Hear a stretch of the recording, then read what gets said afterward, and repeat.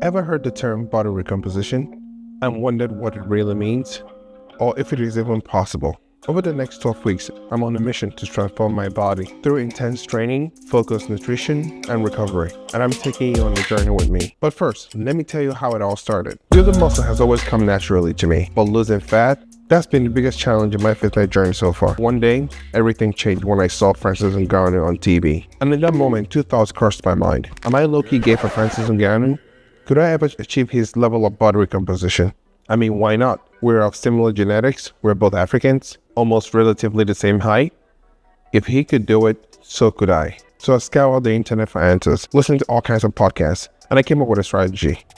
And now, I'm going to share that with you.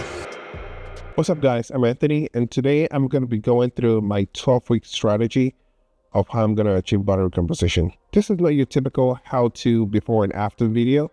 This is more of a follow me on the journey as I achieve body recomposition. And I'm doing it this way because I'm going to be making a few tweaks here and there depending on how my plan goes. Think of this video as a one part of a multiple series on body recomposition.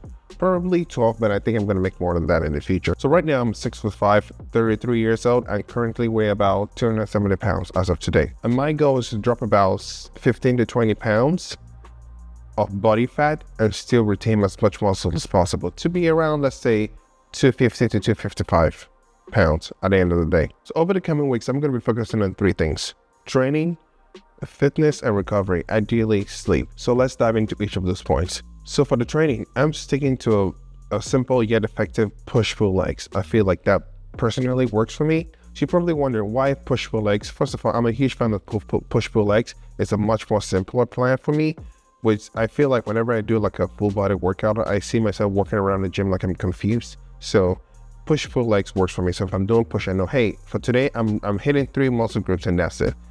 On leg days, and then I'm going to be hitting legs. I'm not confused as to how many bench presses I did today. Do I go from a bench press to a squat rack? That doesn't really make sense to me.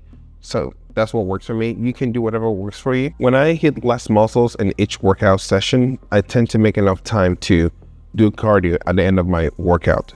I know what you're thinking, you can't really burn fat by just doing straight up cardio. I'm going to touch on a little bit on that for a second, but with push-pull legs, I get to finish really early and go on the treadmill or whatever form of cardio I'm doing that day. Now let's talk cardio. So I know what you're thinking, but Anthony, you can burn fat by running. Yes, I know you can, but hear me out. So can you target fat burning by just doing straight up cardio all day? No, that's not the case from what my research has taught me. But the reason why I'm doing a little bit of cardio is I'm getting older, so I'm working on my VO2 max. If you don't know what VO2 max is, you can look it up. I can talk about that in another video, but ideally, I'm trying to improve my VO2 max over time. So am I gonna just straight up run all day after every workout? No, that's what I'm doing. So I'm doing a particular type of exercise called the Norwegian 4x4. Basically, what Norwegian 4x4 is, you run for 4 minutes at 85 to 95% max heart rate, followed by a 3 minutes walk. Basically, you're walking at a very fast pace. So you do that 4 minutes and 3 minutes rest.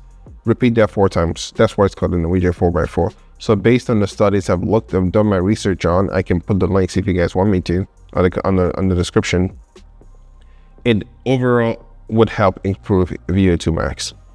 And I'm doing that honestly because it's all about building endurance and cardiovascular health. Let me know in the comment section what your go-to cardio is and what you recommend I try. So the other thing I'm going to be talking about is nutrition. So right now, I'm eating about 250 grams of protein per day, about 100 grams in carbs, and about 50 to 60 grams in fat, depending on the day. So that can increase my carb intake, but as of this moment, it kind of works for me to keep it as low as possible.